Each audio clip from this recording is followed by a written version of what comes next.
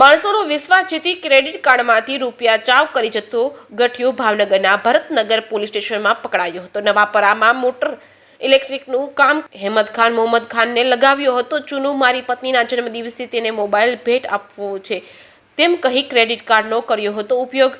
રહેમત ખાનના ક્રેડિટ કાર્ડમાંથી મોબાઈલની જગ્યાએ 70,000 રૂપિયા રોકડા ઉપાડ્યા। વિજય ગોરધનભાઈ માંડલિકે આવા અનેક લોકોને વિશ્વાસમાં લઈ ચૂનો લગાવ્યો છે। વિજયના પિતાએ કહ્યું હતું કે આ અમારા કહ્યામાં નથી। ભરતનગર પોલીસ સ્ટેશનમાં હાલ વિજયની અટકાયત કરી છે। જે કેસની ગુજરાતી સાથે હિરેન પાયાણી, ભાવનગર। મારું નામ તથા રહેમત ખાન મોહમ્મદ ખાન છે। ભાવનગર રહેવાસી છું। નવાપરા કબ્રસ્તાનની અંદર મારે ઓટો ઇલેક્ટ્રિશિયનની ગેરેજ છે।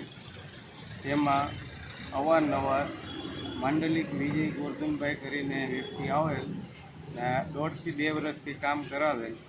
વિશ્વાસુ કરાવી આગળથી એણે એવી જણાવ્યું કે મને મારા વાઈફનો જન્મદિવસ હોવાથી મને તારા ક્રેડિટ કાર્ડ ઉપર મોબાઈલ અપાવો, જેથી મને સાથે લઈ જઈ ને ક્રેડિટ કાર્ડના પૈસા જે મોબાઈલ ન લીધા અને એમાંથી પૂરા ફૂલ સ્વાઇપ મારીને મારા પૈસા ઉપાડી લીધેલ છે।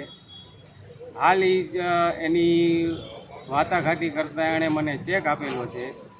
ચેકમાંથી મેં નેગોશિયેબલનો કોર્ટમાં કેસ કરેલ છે। કેસમાં એમના ફાધરે આવેલને જણાવીને કે અમારા કૈયામાં નથી વિજય ગોરધનભાઈ માંડલી, અમને કોઈ જાતની હવે તકલીફ ન આવે એ હવે આગળની કાળજી કરજો। અત્યારે ક્યાં છે એ ભાઈ? અત્યારે ભરતનગર પોલીસ સ્ટેશનમાં અત્યારે પકડાયેલ છે। 3:30 થી 4 વાગે એ લોકો એમને હાજર કરવાના છે। અને તમારી યારે કેટલું ફ્રોડ થયું છે?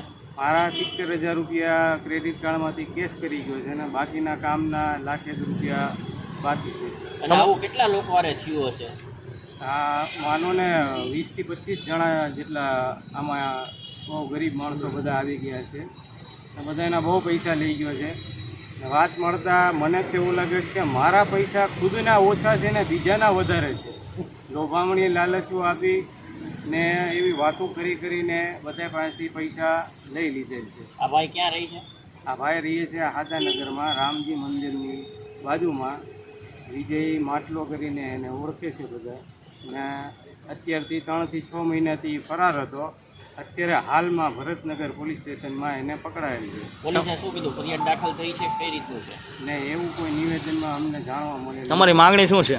અમારી માંગણી એ જ છે કે અત્યારે ભરતનગરથી જે છોડે પછી અમારી જે અરજી છે ને પોલીસ કેસ કરેલ છે ને કોર્ટમાં જે કેસ હાલે છે એના ઓલાથી એને પકડે પોલીસ, જે તે પોલીસ સ્ટેશન લાગતી હોય ને એને અરેસ્ટ કરીને આગળની તપાસ કરે।